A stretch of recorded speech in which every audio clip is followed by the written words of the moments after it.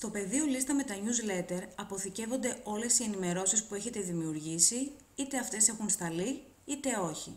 Από εδώ σας δίνεται η δυνατότητα να διαγράψετε ή να τροποποιήσετε ένα newsletter. Κάνοντας κλικ στο κόκκινο σήμα Χ, έχετε τη δυνατότητα να διαγράψετε μία ενημέρωση που δεν επιθυμείτε πια να στείλετε ή μία ενημέρωση που δεν σας ενδιαφέρει να υπάρχει στο αρχείο σας. Κάνοντας κλικ στο μολυβάκι, μπορείτε να επεξεργαστείτε περαιτέρω μία ενημέρωση που έχετε δημιουργήσει και αποθηκεύσει στο προηγούμενο βήμα. Προσοχή!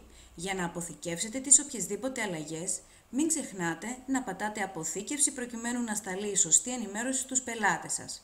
Παραδείγματος χάρη, αν επιθυμείτε να αλλάξετε την ημερομηνία αποστολής της ενημέρωσης, κάνετε κλικ στο ημερολόγιο, επιλέγετε την καινούργια ημερομηνία και στη συνέχεια πατάτε αποθήκευση. Οι αλλαγές σας έχουν αποθηκευτεί.